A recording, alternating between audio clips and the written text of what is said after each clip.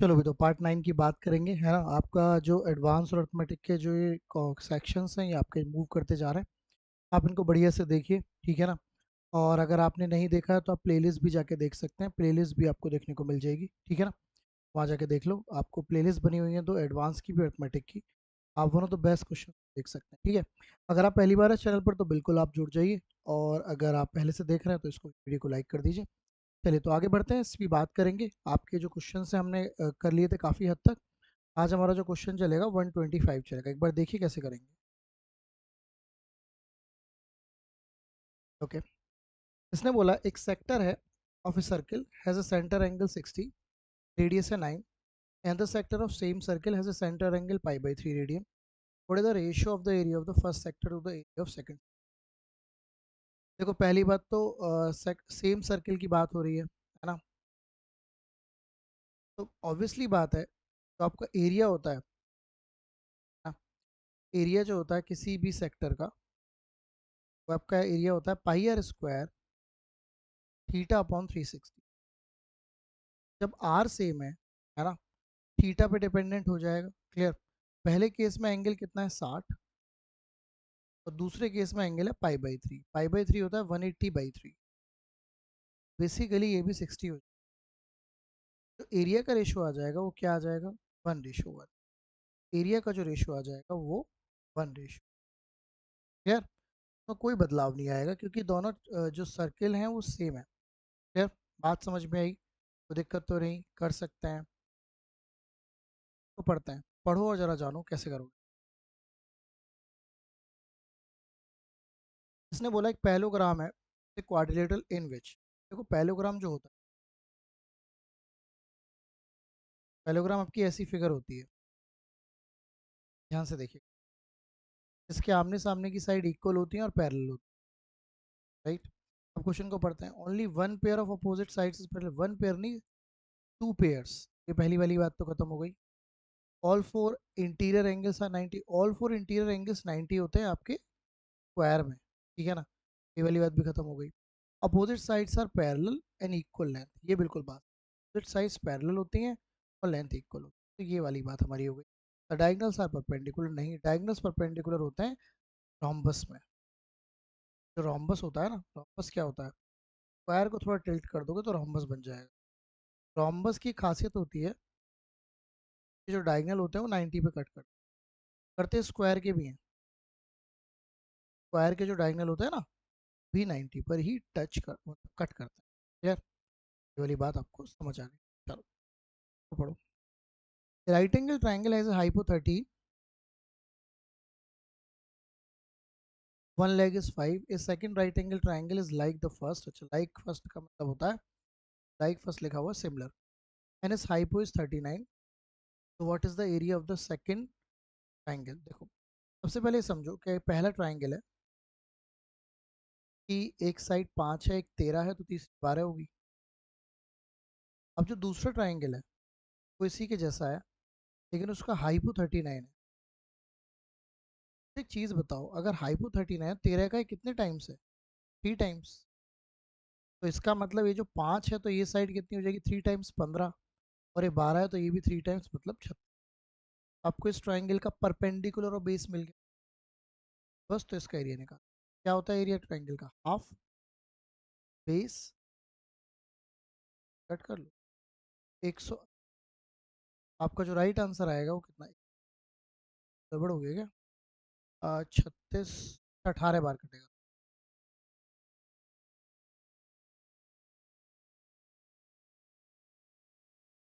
200,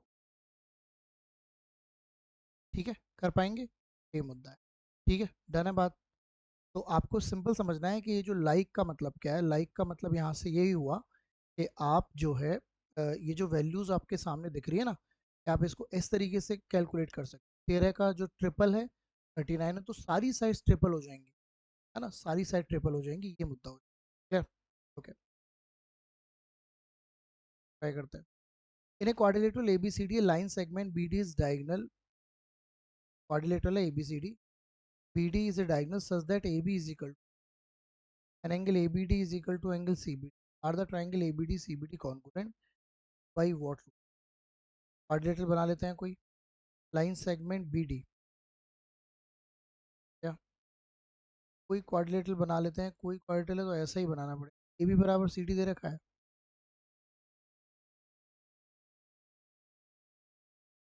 बना लेते हैं क्वाड्रिलेटरल ऐसे ही, देख लेते हैं अभी फिलहाल। ए बी और बी डी आपका डायगनल होगी, और आपको दे रखा है ए बी बराबर सी डी, दोनों बराबर दे रखे हैं, ठीक है। Angle A B D, A B D ये वाला एंगल क्या मान लेते हैं, और एंगल सी बी, बी ये वाला एंगल थीटा मान लेते हैं। ये इक्वल हो गए, are the triangle A B D and C B D congruent by what rule. देखो सबसे पहले समझो कि आमने सामने की अगर साइड इक्वल है, अगर थीटा के सामने ये साइड जो भी है ना, ये जो भी है, तो यहाँ भी थीटा के सामने तो ये भी साइड इक्वल होगी, और ये आपकी ये दोनों साइड इक्वल हो गई। एंगल अगर सेम है, के सामने जो साइड होगी वो भी इक्वल होगी, ये दोनों भी सेम हो गई, और ये तो कॉमन, इसमें बेसिकली तीनों साइड्स आपकी क्या हो गई, सेम हो गई। अगर तीनों साइड आपकी सेम हो जाती है, पर अगर देखा जाए ये तो कॉमन हो गई, और ये एक बीच का एंगल भी कॉमन हो गया, यहाँ पर आप डेफिनेटली ये दोनों ट्राइंगल्स क्या हो जाएंगे, कॉन्करेंट हो जाएंगे, एग्जैक्टली सेम हो जाएंगे, राइट। और अगर आप बात करते हैं तो क्योंकि इसमें एंगल की बात हो रही है, साइड साइड एंगल, तो उससे हो जाएंगे side angle side, side side side तीनों साइड की अगर हम बात करें तो इसमें तो ये जो साइड है ना बड़ी छोटी है, ऊपर नीचे भी हो सकती है, ये वाली बात भी हो सकती है, ठीक है। कॉन्ग्रुएंट तो होंगे, yes by S S S, जब इसमें एंगल की बात हुई है तो we are talking about the angle, clear, बात समझ में आई, ये मुद्दा ठीक है, आगे बढ़ते हैं। इसने बोला कि इसकी वैल्यू किसके इक्वल होगी, जो कि आपको दे रखा है 27 का क्यूब प्लस 10 का क्यूब माइनस 29 का क्यूब प्लस 46। तो आप इसको यूनिटरी मेथड से करेंगे, मतलब यूनिट डिजिट से। 7 का अगर क्यूब है तो ये आपका आएगा 3, इसका यूनिट डिजिट का तो 0 ही आएगा, क्लियर। की बात करें तो इसका आएगा कितना, 9, ठीक है, और इसका 6। अब लेकिन आपको एक चीज़ समझनी होगी, ये जो वैल्यू दिख रही है 29, है ना, ये बेसिकली अगर देखा जाए तो ये वैल्यू बड़ी होगी, और समझ बात कर, ठीक है, ठीक है, का क्यूब जो आएगा,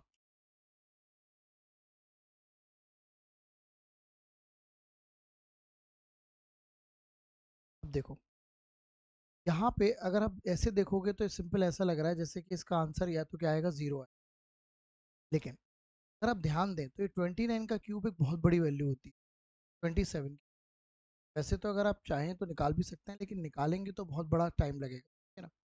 यहाँ पे अगर आप देखेंगे तो आपका यूनिट डिजिट तो 0 आ रहा है, फिर 3 और 6 कितने हो गए आपके, 9, 9 माइनस, या तो ये आंसर है या तो ये, लेकिन आपको एक चीज़ समझनी होगी कि जो 29 का क्यूब है ये बहुत बड़ी वैल्यू हो जाता है इन दोनों के क्यूब के सम से, राइट। इसमें जो वैल्यू आएगी वो डेफिनेटली कुछ ना कुछ, जब वैल्यू कुछ ना कुछ आएगी तो ये भी बात आपको क्लियरली समझनी कि भाई डेफिनेटली अंत में 0 आएगा। अब इसमें आंसर ही मैंने 2 लगा रखे हैं, और सही नहीं मतलब, तो ये जो आपका आंसर बनेगा वो ये बनेगा, ये आपको समझ, देखो समझो, यहाँ पर एक बात बिल्कुल आपको समझ, ये देखो आप यूनिटरी मेथड से करेंगे, का आंसर 0 नहीं आएगा क्योंकि ये वैल्यू काफ़ी बड़ी है। एक और बात, इसमें प्लस बी क्यूब माइनस सी क्यूब का फॉर्मूला बेसिकली यूज़ नहीं होगा, ठीक है ना, इनकी मल्टीप्लिकेशन ये नहीं है, ये बात भी आपको जान, कोई एल्जेब्रिकल फार्मूला यूज़ नहीं होगा, इसमें बस लॉजिक चल रहा है। अगर आप ध्यान से देखेंगे तो यहाँ पे वैल्यू 0 आ रही है, मतलब ये तो बात क्लियर है यूनिट डिजिट 0, ठीक है ना, यूनिट डिजिट 0 है ना, कि इसकी वैल्यू 0, ठीक है। इस क्वेश्चन में आपको ये समझना, यूनिट डिजिट किसकी 0 आ रही है आपकी, आपका जो राइट आंसर होगा -3 4, और आप इसे कैलकुलेट भी करेंगे, लेकिन क्यों करेंगे, उसी बात ही है ना। चलो आगे बढ़ते हैं, ट्राई करते हैं। sin x की वैल्यू आपको गिवन है और आपको वैल्यू पूछी है 1 + tan x, और कैसे करोगे भाई,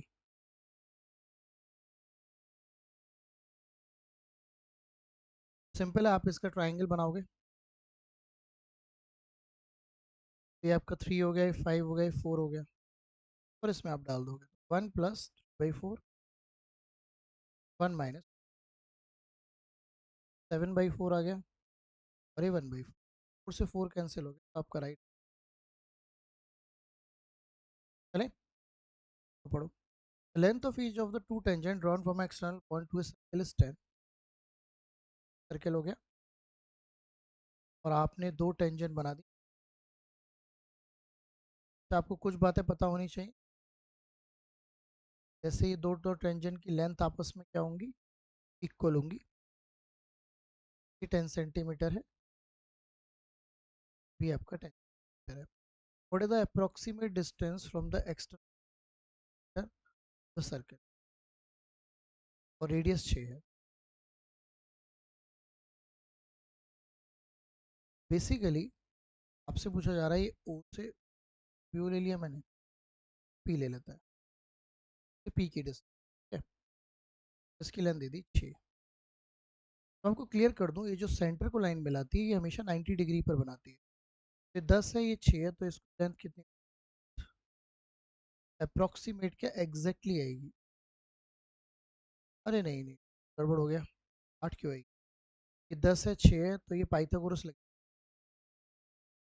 भाई ये परपेंडिकुलर हो गया, ये बेस हो गया, पाइथागोरस। पाइथागोरस आएगी √6 प्लस 10 का, क्या आएगा 36 + 100, 136। 136 जो है भाई 11 से तो ऊपर है, और 12 से नीचे, अप्रॉक्स में जो वैल्यू आएगी 12 है। 144 होता है 12 का, लेकिन लगभग में हम ले लेंगे 11.8 के आसपास आंसर। ठीक है, यहाँ ये चीज़ ध्यान देनी है कि ये गलती ना हो जाए। ये 6 है, ये 10 है, तो ये परपेंडिकुलर और बेस है, 90 डिग्री यहाँ पर बन रहा है, तो ये हाइपो होगा। हाइपो में आपको ये काम करना है। ठीक है, ये circle is inscribed in right angle triangle with legs 5 and 12, what is the radius? मैं आपको क्लियर कर देता हूँ। कभी भी किसी राइट एंगल के अंदर अगर सर्किल होगा,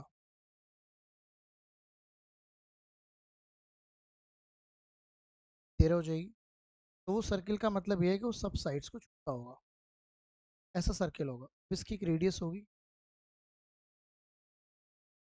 तो हम बोलते हैं इन रेडियस। क्या बोलते हैं? रेडियस। और इन रेडियस का फॉर्मूला होता है परपेंडिकुलर प्लस बेस माइनस हाइपो/2। ये केवल राइट एंगल ट्राइंगल में ही होता है। 5 + 12 माइनस की 13/2 हो जाएगा, ये तो 4/2। आपका राइट आंसर आ जाएगा 2, आपके इस क्वेश्चन का राइट आंसर। ठीक है, डन है बात। What the result of this? अगर आप इस क्वेश्चन को ध्यान से देखें तो ये आपका लिखा हुआ है 0.5 का क्यूब, 0.1 का क्यूब माइनस 0. ये लिखा हुआ है आपका डिवाइड में 0.5, 0.1 और 0। मैं आपको एक बात बिल्कुल क्लियर कर देता हूँ कि अगर a + b + c अगर 0 होता है, a का क्यूब प्लस b का क्यूब प्लस c का क्यूब इक्वल टू 3abc होता है। ये क्यों बता रहा हूँ अभी समझ में। अच्छा, अगर मैं इसमें c को माइनस कर दूँ तो a + b - c is equal to 0। इस इक्वेशन में भी जहाँ भी c दिख रहा है वो माइनस हो जाए। a का क्यूब प्लस b का क्यूब माइनस c का cube is equal to -3abc आपको देखने को मिलेगा।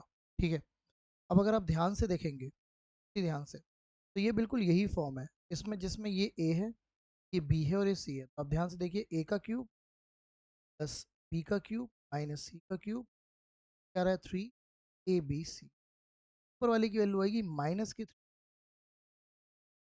क्या आ जाएगा 3abc, ये कैंसिल आउट हो जाएगा। आपका जो राइट आंसर बनेगा, ठीक है ना, तो ये उसी फॉर्मूले पर बेस जो आप पढ़ते हैं अच्छे से, बस आपको ये कि तुरंत से ग्रैब होना चाहिए। तुरंत से आपको एक ग्रैब होना चाहिए कि आखिरकार इसमें करना क्या है, ये सबसे इंपॉर्टेंट पार्ट होता है। ठीक है, चलें आगे बढ़ते हैं। ट्राई करते हैं। ये आपको गिवन है और what is the value of A B. देखो सबसे पहले जो आपको गिवन है रूट ए प्लस की रूट बी इक्वल टू 5 और आपको इधर गिवन है रूट ए माइनस की रूट बी इक्वल टू। एक चीज़ सोच के देखिए आप कि अगर ये गिवन है तो आपको ये ऐसी फॉर्म मिल गई कि दो इसी दो चीज़ों का सम हो रहा है, दो चीज़ों तो आप इक्वेशन भी सॉल्व कर सकते हैं। लेकिन मैं आपको क्लियर कर दूं, अगर दो का सम हो रहा है और दो का सम हो रहा है, दो का ही माइनस हो रहा है, तो जो पॉजिटिव वैल्यू है वो हमेशा आएगी इन दोनों सम बाई आ जाएगी आपकी 3। तो एक ही जो वैल्यू आ जाएगी वो आ जाएगी 9। और ऐसे ही अगर आपको रूट बी निकालना है तो आएगा 5 - 1। रूट बी आ जाएगा आपका 2। बी की वैल्यू आ जाएगी, ए की वैल्यू 9, बी की वैल्यू आपका ये जो दिख रहा है ये आपका राइट आंसर। ठीक है, डन है बात। पढ़ते हैं। ए का क्यूब प्लस बी का क्यूब इज इक्वल टू 35 और ए बी की वैल्यू 6 है, तो ए प्लस बी पूछा है, कैसे निकालेंगे? देखो तरीके बहुत सारे हैं। सबसे पहले जब भी आपको ए प्लस बी दिया हुआ करे, आप सबसे पहले यही रख के देखो भाई ए और बी दे रखा है तो आप इसको में ब्रेक कर सकते हो और तो कोई तरीका नहीं करने का। 6:1 में भी कर सकते हो बट 3:2 इज नॉर्म। अब आप ये भी रख के देखो कि यहाँ कंडीशन सेटिस्फाई हो रही है क्या? 3 का क्यूब होता है 27 और 2 का क्यूब होता है 8। बिल्कुल कंडीशन सेटिस्फाई हो रही है, तो इसका मतलब ए और बी की वैल्यू 3 आपका राइट आंसर आ जाएगा। आपको एज सच कुछ फॉर्मूला लगाने की जरूरत नहीं है, आप सीधे कर सकते हैं। ठीक है। A cone has height h and radius r.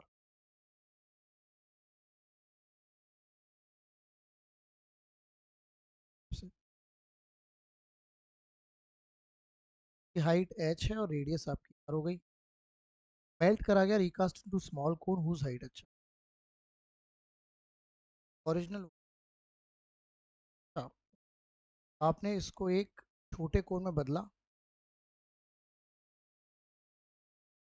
कि हाइट तो हो गई h/2, रेडियस हो गई r/3। पूछ रहा है what fraction of the original unused volume कैसे निकलेगा? ग्रीन वाले के वॉल्यूम में से पहले इसके वॉल्यूम को माइनस करना पड़ेगा, फिर यूज्ड वॉल्यूम आएगा। नीचे किसको रखने पड़ेगा? ग्रीन वाले। तो मैं रख देता हूँ।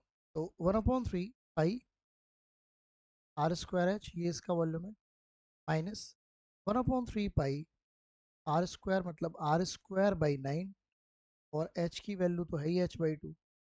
यही आएगा 1/3 r²h। और इसमें आपको बस ये निकल 1/3 का कोई मतलब नहीं, सब कट गया, r² भी कट गया और h भी कट गया। यहाँ पे 1 बचा और यहाँ पे 1/18 और यहाँ पे तो कुछ बचा। राइट आंसर आ गया 17/18। राइट आंसर क्या आ जाएगा? जैसे जैसे क्वेश्चन कहता जा रहा है वैसे वैसे हम फील करते जा रहे हैं और आगे की तरफ। ठीक है, आगे बढ़ते हैं, ट्राई करते हैं। What the ratio of area of regular hexagon to that of the equilateral triangle of. मैं क्लियर करता हूँ आपको। रेगुलर हेक्सागन होता है,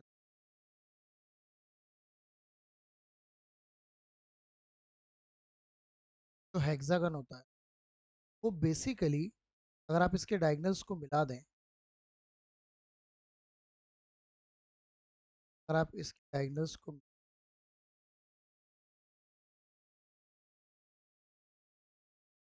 अगर आप इसको हेक्सागन बन गए।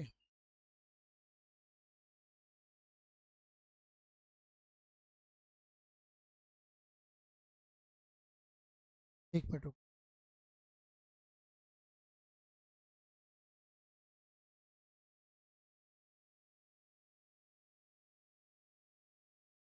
हेक्सागन जो होता है,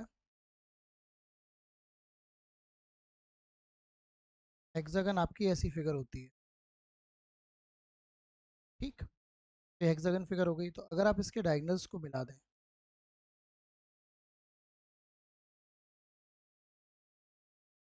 बेसिकली ये जो ट्राइंगल्स होते हैं ये सारे इक्विलेटरल ट्राइंगल ही होते हैं।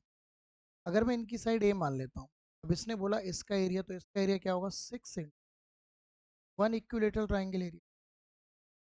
और इस से पूछा है कि इसी का जो ये एक इक्विलेटरल ट्राइंगल होगा, इसके एरिया से इसका रेशियो, इक्विलेटरल ट्राइंगल का एरिया क्या होता है, √3/4, पूरा कट ही जाएगा ना, क्या रेशियो आ जाएगा, 6। ये आपके इस क्वेश्चन राइट आंसर। ठीक है। A prism has an equilateral triangle base with side 4 centimetre. Equilateral triangle का बेस हो गया प्रिज्म का, साइड हो गई, का मतलब बेस और टॉप सेम होंगे। आप जानते हैं ना प्रिज्म में ऐसा ही होता है, जैसा बेस होता है ऐसा ही टॉप होता है,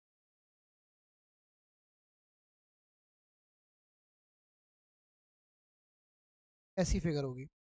okay, it's height start at 5 centimetre, तब 5 से स्टार्ट होती है और इंक्रीज होती है 1 centimetre for each subsequent layer. समझो, पहले 5 सेंटीमीटर हुई,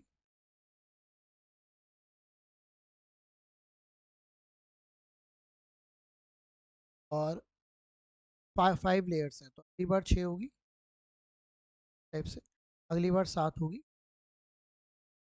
अगली बार 8 होगी, अगली बार 9 होगी। ये सीरीज चल रही है, 5 6, टोटल इनको जोड़, 5 11 11 और 20 20 और 15, 35 होगी। ये टोटल लेंथ 35 होगी, तब ये प्रिज्म की हाइट आ गई। वॉल्यूम पूछा है, प्रिज्म का जो वॉल्यूम होता है वो होता है एरिया ऑफ बेस।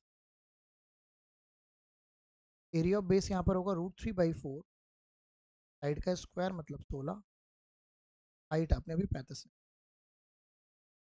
35 में 140, ये होती है 1.3,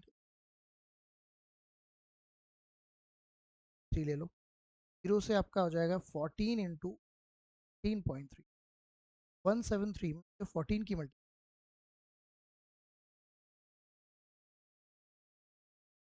आप ऐसे कर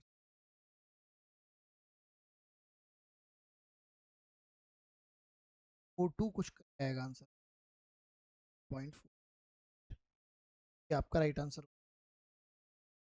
और मैं 1.732 एग्जैक्टली ले लेता, मेरे पास यही आंसर आता उसमें कुछ। ठीक है, बात क्लियर हो रही है। चलो आगे बढ़ते हैं, आगे चलते हैं क्या करने वाले हैं। ठीक है, पढ़ो इसे। What is the equation of the line through this with slope minus. देखो, अगर कोई लाइन इससे पास होती है और उसका स्लोप -3, कि कोई भी इक्वेशन हो y is equal to mx+c type में, जो m है वो आपका क्या है, slope है। देखते हैं इसमें, इसमें तो -3 है, इसमें भी -3 है, अच्छा सब -3 तो सभी में है, तो है नहीं है।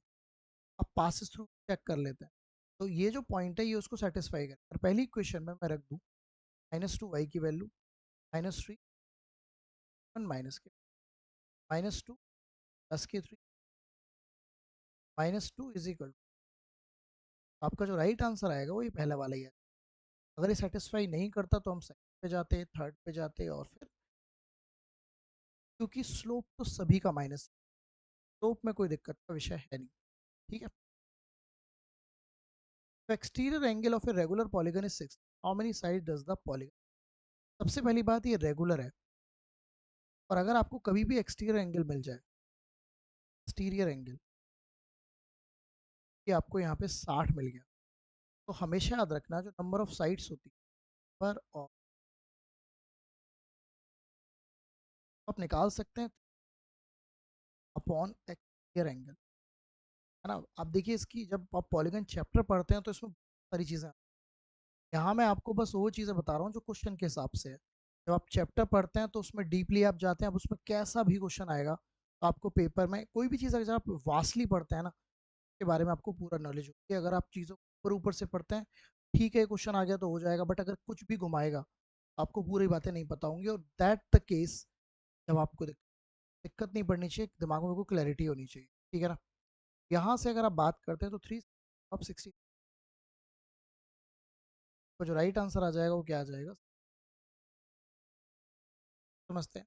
इन triangle P Q R the centroid is at G, triangle P Q R बना लेते हैं। ये रहा triangle P Q R E और आर, और इसका सेंट्रोइड जी यहाँ पर, और उसके कोऑर्डिनेट है 1 है, और पी के कोऑर्डिनेट है 3 - 1, और क्यू के कोऑर्डिनेट है -2 और 4, और आपसे पूछ आर के कोऑर्डिनेट, तो इनको मान लेता हूँ के एम। मैं आपको क्लियर करता हूँ, जी के कोऑर्डिनेट होते हैं ना, जी के कोऑर्डिनेट इसने 1 और 2 दे रखे हैं, वो कोऑर्डिनेट होते हैं जो वर्टेक्स है, एक्स कोऑर्डिनेट का सम डिवाइडेड बाई 3, और एक्स कोऑर्डिनेट है 3 -2 +k बाई 3, और वाई कोऑर्डिनेट्स -1 का -1 +4 +k m/3। ये आपके, अगर मैं बात करूँ इसको लिखने की कोशिश, कैसे लिखा जाता है, gxy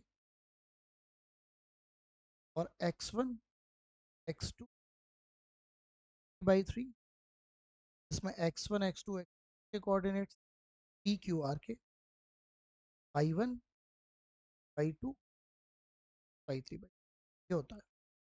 अब अगर आप इसे सॉल्यूशन बनाएंगे तो ये वैल्यू आ गई आपकी, अगर मैं कैलकुलेट करूँ तो ये आ गई 1 + k/3,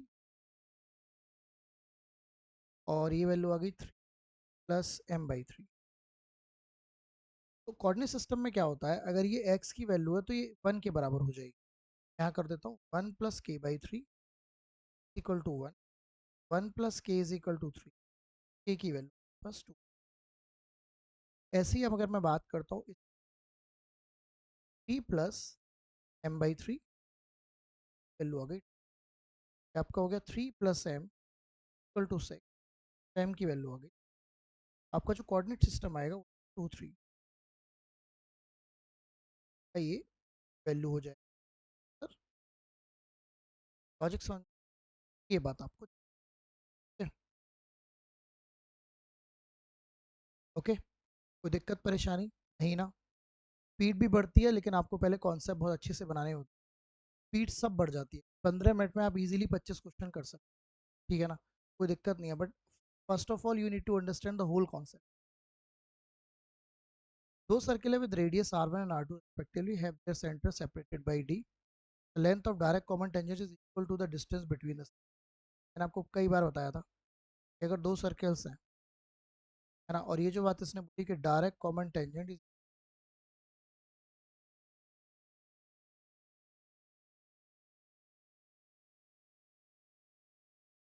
अगर मान लेता हूँ ये है, इनके सेंटर के बीच की distance direct common, direct common, ये आपका r1 हो गया, ये आपका सेपरेटेड बाई डी, ये भी डी है और ये भी, बोला डायरेक्ट कॉमन टेंजेंट ये होती है जो ऊपर दिख रही है, आप ए बी बोलते हैं डायरेक्ट कॉमन, ठीक है ना। अब इसने ये बात बोल दी कि डायरेक्ट कॉमन टेंजेंट इक्वल है डिस्टेंस बिटवीन, इसका फॉर्मूला होता है डी, डी का फॉर्मूला ये होता है D is equal to √ O O dash, center के बीच के स्क्वायर माइनस r1 - r, ये डायरेक्ट कॉमन टेंजेंट फॉर्मूला होता है।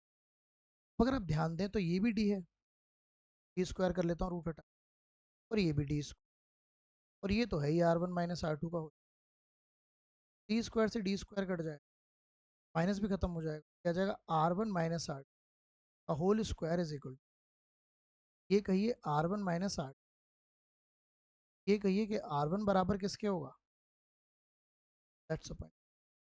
बेसिकली कंडीशन है वो आपको इस तरफ, आपको जो राइट आंसर होगा वो होगा r1 - डन है। A chord of circle has a length 2 √ और आपको पता होनी चाहिए सर्किल की कैसी होती है,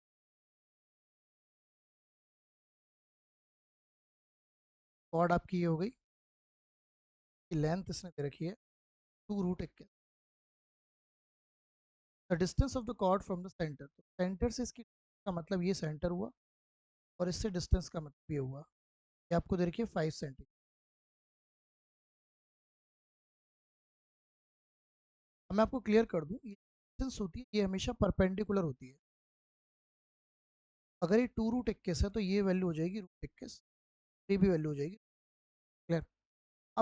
अब ये राइट एंगल ट्राइंगल है, ये आर होगा, आपको ये ट्राइंगल दिख रहा होगा, ये वाला, है। इसमें आप पाइथागोरस का, आपकी वैल्यू आएगी आर का स्क्वायर 21 का स्क्वायर प्लस, ये आपका 21 आ जाएगा और ये आपका 25। आर स्क्वायर की वैल्यू आ जाएगी आपकी 46, आर की वैल्यू हो जाएगी रूट। अब अगर देखा जाए तो आंसर डेफिनेटली 6 तो नहीं है, लॉग आपका इसके ऊपर पहुंच जाओगे आप, और 8 पॉइंट तो जो राइट आंसर आएगा 6, 7, 8 ही आएगा। ये 6 के ऊपर है, अगर देखा जाए तो ये 6 और 7 के बीच में है। अब अगर सारे ही आंसर 6 पॉइंट समथिंग दे रखे होते तो हमको करना पड़ता, अदरवाइज यहाँ करने की कोई है नहीं। A plus B plus C given है, A is equal to this, B is equal to this, C. आपको इसकी अगर आप ध्यान देंगे तो ये अगर जीरो है, आपको अभी बताया था मैंने कि जो वैल्यू होगी वो आपकी हमेशा 3 ABC होगी कि नहीं। ये भी 3 ABC बैठा हुआ है, आपका जो राइट आंसर आएगा वो 1। धन्यवाद। आपको बात बताई थी ना कि अगर ए प्लस बी प्लस सी अगर जीरो होता है, ए का क्यूब प्लस बी का क्यूब प्लस सी का क्यूब हमेशा क्या होता है 3। अच्छा, अब मेन बात यही नहीं होती है, जब पेपर अच्छा बनता है ना, जब पेपर बढ़िया बनता है तो इसमें बी को माइनस कर देगा तो अकॉर्डिंगली क्वेश्चन, वो बात भी आपको जाननी है, वही मैं बोल रहा हूँ। यहाँ आप बस ऊपर ऊपर की चीज़ें, the main point, the deep thing you need to understand, तभी पेपर आपका निकलता है। तो उसके लिए आपको इसके बारे में पूरा समझना है, पूरे पूरे चीज़ें बस समझनी है, क्या क्या इसमें पॉसिबिलिटीज़ आ सकती हैं। इस क्वेश्चन में बहुत पॉसिबिलिटीज़ होती हैं, एक बार समझ जाते हैं तो क्लैरिटी आपको बनी। ठीक है, धन्यवाद। देखिएगा, एक्स प्लस 1/x आपको -2 गिवन है, और आपको इस सिंपल है, सबसे पहले आप इसका स्क्वायर कर दीजिए, तो स्क्वायर क्या मिलेगा, एक्स स्क्वायर प्लस 1 -2 का स्क्वायर 4, आपको मिल गया, ये मिल गया। फिर आप इसका फिर से स्क्वायर कर दीजिए,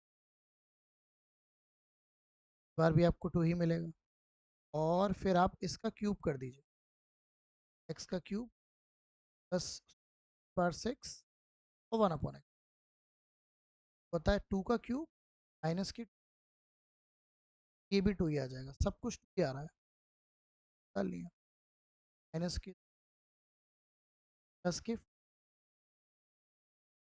क्या गया 2 -6 प्लस 8, 10 -6 4, फाइनल जो आंसर आ जाए वो आपका कितना राइट आंसर हो जाए। ठीक है, बात समझ आई आज के सेशन की, कैसा लगा आपको सेशन, वो बताएं। ये आज का रहा, ठीक है। और अगर आपको कोई भी क्वेरी करनी है तो नीचे आपको नंबर दिया गया है, वरना तो बेस्ट तरीके, और आपको समझना है बड़ी बढ़िया तरीके से चीज़ों को, तभी काम बन सकता है, तभी आप आगे बढ़, ठीक है ना। चलो मिलते हैं आपसे आगे की बातों की तरफ, all the best, take care, bye bye for now. ठीक है, बढ़िया तरीके से।